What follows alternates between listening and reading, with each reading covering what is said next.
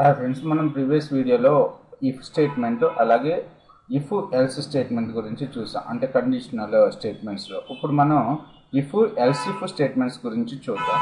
So నాకు var D equals to new date get hours, డిలో మనకి ఇప్పుడు ఎంత టైం అయిందో అంత అవర్స్ అనేది మనకి 24 అవర్స్ ఫార్మాట్లో సేవ్ అవుతుంది. ఇప్పుడు నాకు ఏం కావాలంటే టైం అనేది ఈ డి అనేది డి బదులు టైం పెడదాము, ఈజీగా ఉంటుంది. ఈ టైం అనేది నాకు 10 అవర్స్ కన్నా తక్కువ ఉంటే గుడ్ మార్నింగ్ అని రావాలి. అలాగే 20 అవర్స్ కన్నా తక్కువ ఉంటే మనకి ఏం కావాలి అంటే గుడ్ డే అని కావాలి. 20 అవర్స్ కన్నా ఎక్కువ ఉంటే మనకి 20 to 24 అవర్స్ మధ్యలో ఉంటే మనకి ఏమని రావాలి అంటే యాజ్ ఏ గుడ్ నైట్ అని చెప్పి మనకి మెసేజ్ రావాలి. ఇప్పుడు చూడండి, మనకి time is greater than, time is less than, if time is less than 10 అని ఇచ్చాను. ఓకే, 10 అని ఇచ్చి inner HTML equals to good morning అని ఇస్తున్నాను. Good morning, right. So else దగ్గర ఇక్కడ మనం గుడ్ డే అని మొత్తానికి ఇచ్చేస్తున్నాను. అంటే 10 అవర్స్ కన్నా తక్కువ లేకపోతే గుడ్ డే అని చెప్పి మనకి డిస్ప్లే అవుతుంది, రైట్. సో ఒకసారి అవుట్పుట్, ఇది సింపుల్ ఇఫ్ ఎల్స్ స్టేట్మెంట్ అనమాట. Ctrl+Shift+C.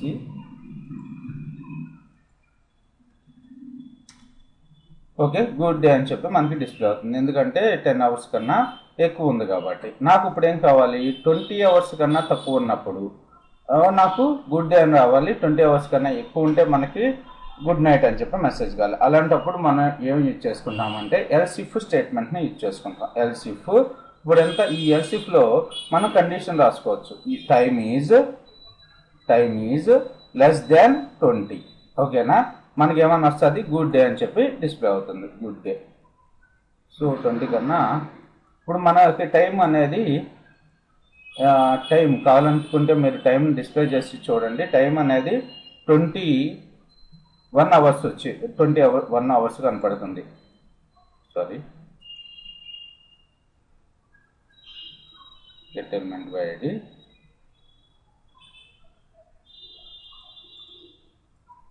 సో ఎల్స్ ఇఫ్ రాసుకున్నప్పుడు మనం ఎల్స్ బ్లాక్ని కూడా రాసుకోవాలి కాబట్టి ఇక్కడ చూడండి, ఎల్స్ సింటాక్స్ చూడండి. Syntax if condition is false, then else if statement అనేది ఎగ్జిక్యూట్ అవుతుంది. ఈ కండిషన్ కూడా ఫాల్స్ అయితే మనకి ఫైనల్ ఎల్స్ స్టేట్మెంట్ అనేది ఎగ్జిక్యూట్ అవుతుంది. ఎల్స్ కర్లీ బ్రాకెట్స్లో document dot get element by ID good night అని చెప్పి రాద్దాం. Good night.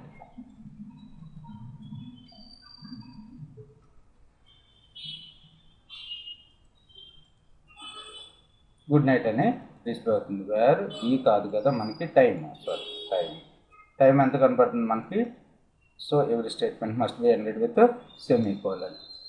సో టైం అనేది మనకి 21 అవర్స్ మనకి ఇక్కడ డిస్ప్లే అవుతుంది. ఇప్పుడు సింటాక్స్ చూసుకున్నట్టయితే ఇక్కడ నాకు టైం అనేది 21 వచ్చింది. If time is less than 10, ట్రూనా ఫాల్సా?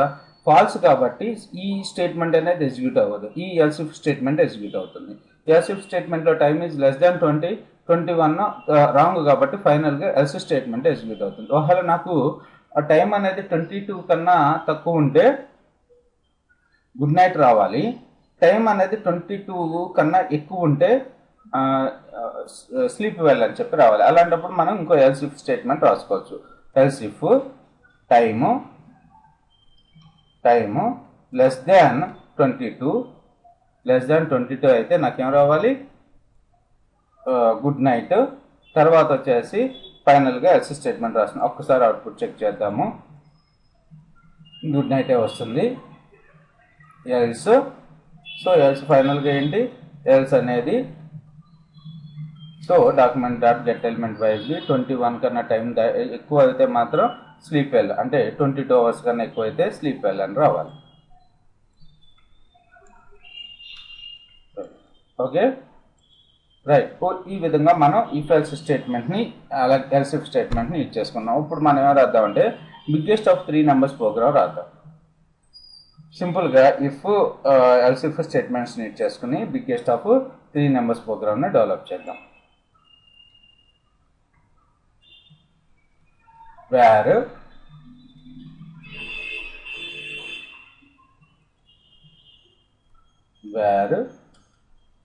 a equals to 10, comma b equals to 30, comma c equals to 15 రాస్తున్నాను. ఇప్పుడు నాకు ఇందులో బిగ్గెస్ట్ ఆఫ్ 3 నెంబర్స్లో ఏది బిగ్ నెంబరో నాకు డిస్ప్లే అవ్వాలి.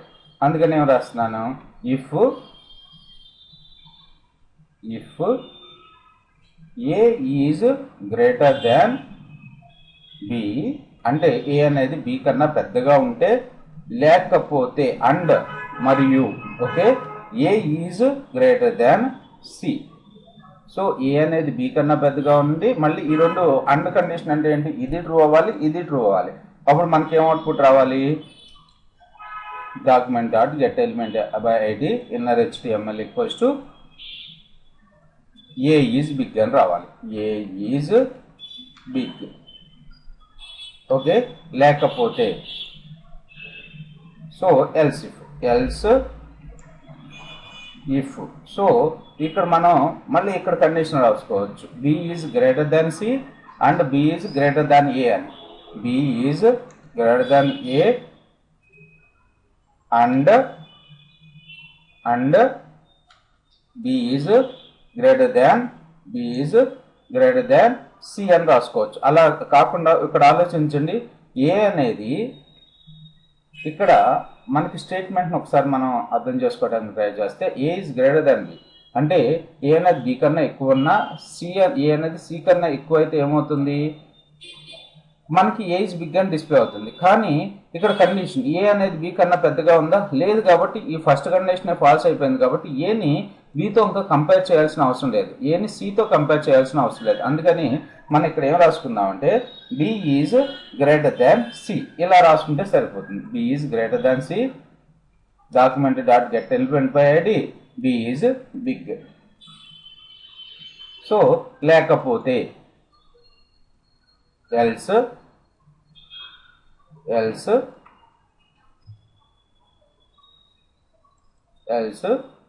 Document dot get element by ID C is big.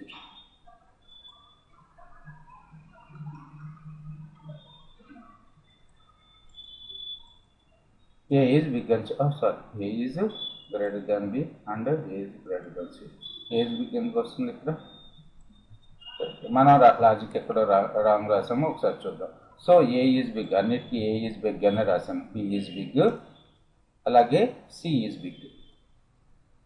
So మనకు ఇప్పుడు A is greater than B false కాబట్టి అసలు ఈ స్టేట్మెంట్ ఎగ్జిక్యూట్ కాదు. ఇప్పుడు else B is greater than C, B అనేది సి కన్నా పెద్దగా ఉంది కాబట్టి స్టేట్మెంట్ ఇక్కడితో ఎండ్ అయిపోతుంది. ఒకవేళ ఇక్కడ మనం 40 ఇచ్చామనుకో, 40 ఇస్తే B is greater than C false కాబట్టి ఫైనల్ ఎల్స్ బ్లాక్ మనకి ఎగ్జిక్యూట్ అవుతుంది. అలాగే మీరు బిగ్గెస్ట్ ఆఫ్ 4 నెంబర్స్ ప్రోగ్రామ్కి ట్రై చేయండి. అలాగే ఒక ఫామ్ తీసుకుని ఆ ఫామ్లో A value, B value, C value enter చేసుకుని ఫైండ్ బిగ్ అంటే మనకి ఏది ఏ వాల్యూ పెద్దదో ఆ వాల్యూ మనకి డిస్ప్లే అవుతూ ఉండాలి. అలా ఫామ్స్లో కూడా ఒకసారి ట్రై చేయండి. ఇప్పుడు మనం ఏం చేద్దాము అంటే ర్యాండమ్ లింక్ జనరేటర్. సో మనం ర్యాండమ్ ఎవ్రీ టైం క్లిక్ చేసినప్పుడల్లా మనకి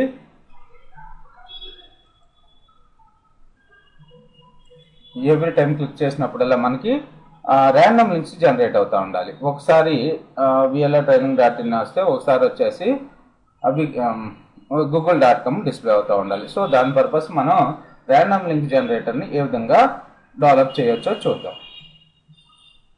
సో దీన్ని కూడా కామెంట్ చేసేస్తున్నాను.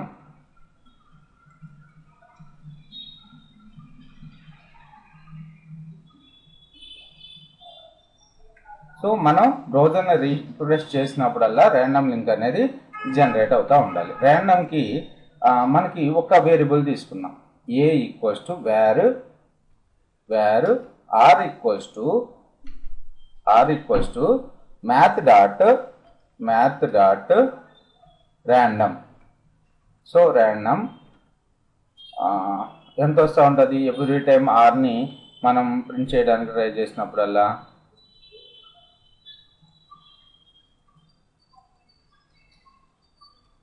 సో ఆర్ వాల్యూ ప్రింట్ అవుతుంది మనకి. ఇప్పుడు ఎవ్రీ టైం ప్రింట్ చేసినప్పుడల్లా ఆర్ వాల్యూ డిస్ప్లే అవుతూ ఉంటుంది. ఓకే, సో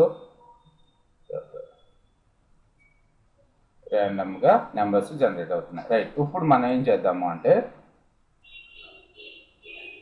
మనం ఎవ్రీ టైం ఏమవుతుందో చూడండి, 0.5 కన్నా ఎక్కువ ఎన్నిసార్లు వస్తుంది, 0.5 కన్నా తక్కువ. ర్యాండమ్గా కాబట్టి మనం క్యాలిక్యులేట్ చేయలేము. 0.5 కన్నా తక్కువ వాల్యూ వచ్చినప్పుడేమో VLR-training.in డిస్ప్లే కావాలి, ఎక్కువ వాల్యూ వచ్చినప్పుడేమో google.com డిస్ప్లే కావాలి. ఓకే, అందుకని ఇప్పుడు ఒక ఇఫ్ స్టేట్మెంట్ రాద్దాం. If a is or is greater than ఎంత, 0.5. 0.5 అయినప్పుడు మనకేం ప్రింట్ కావాలి, document.getElementById inner HTML equals to, so ఇక్కడ ఏ లింక్ జనరేట్ చేస్తున్నాను,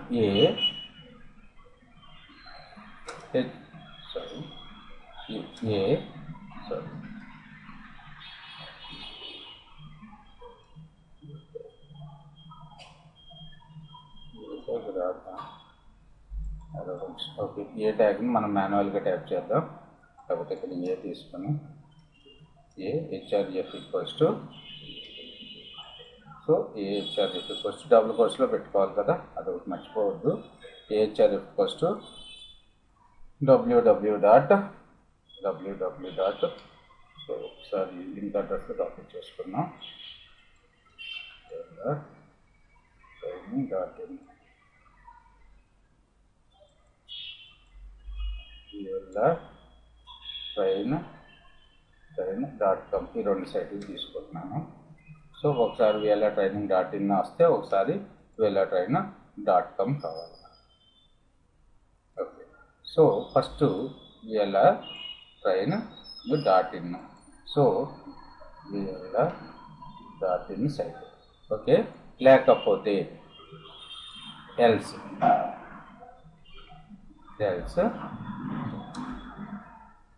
document.getElementById.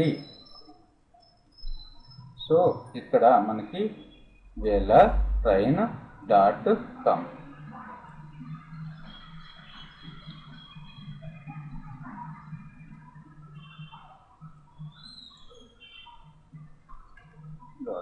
ఓకే, ఇప్పుడు చూడండి, సార్ రన్ చేద్దాం.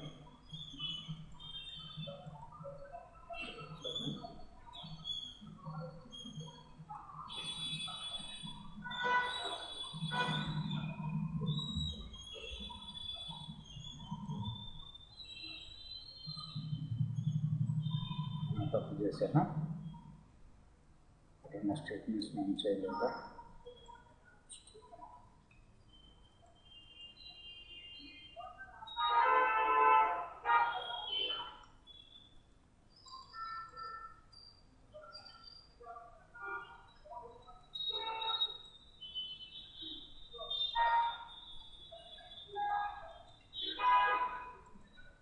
మనం చేసిన మిస్టేక్ ఏంటంటే single quotes or double quotes, single quotes. Right, so ఇది ఎప్పుడు మనం ఇక్కడే స్టక్ అవుతుంది.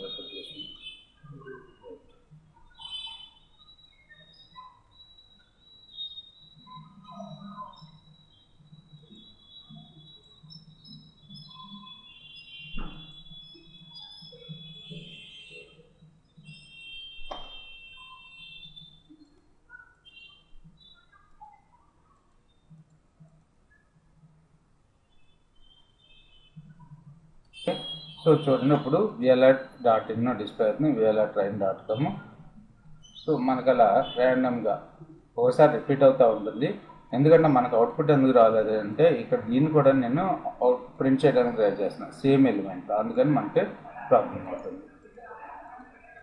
ప్రాబ్లం అయింది. సో సేమ్ ఐడికి, so VLR-train.com, VLR-train.in, VLR-train.com, VLR-train.in. Okay, so మీరు ఇలా కాకుండా సో ఈ విధంగా మీరు లేదనుకుంటే ఇక్కడ ఒక TXT వేరియబుల్ తీసుకుని ఇక్కడ ఇఫ్ స్టేట్మెంట్లో డాక్యుమెంట్ డాట్ ప్రింట్ ఇక్కడ 2 సార్లు రాయాల్సి వచ్చింది. సో ఇలా రాయటం కన్నా మనం ఏం చేయొచ్చు అంటే టెక్స్ట్ ఒక వేరియబుల్ను క్రియేట్ చేద్దాం. వేర్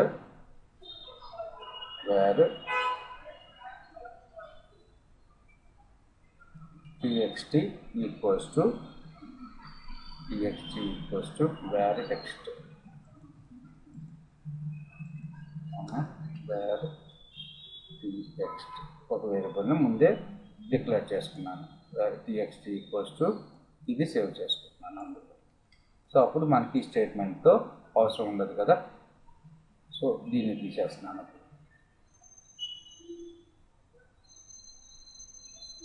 ఓకే, ఇప్పుడు txt తక్కువ అయితే ఇందులోకి ఇది సేవ్ చేస్తాను. రైట్. సో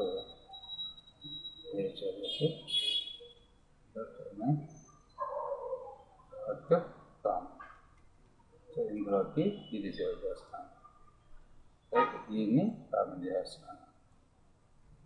రైట్, ఇవన్నీ తీసేయండి. కాకపోతే ఇప్పుడు నాకు ఫైనల్గా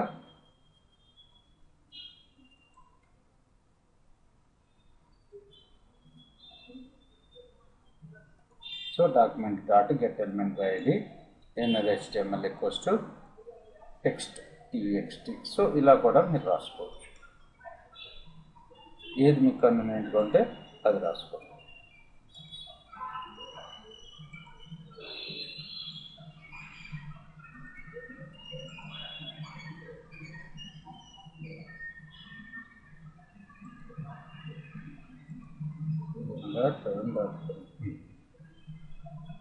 సో వీళ్ళ టైం.com వచ్చినప్పుడు ఒకసారి క్లిక్ చేద్దాం.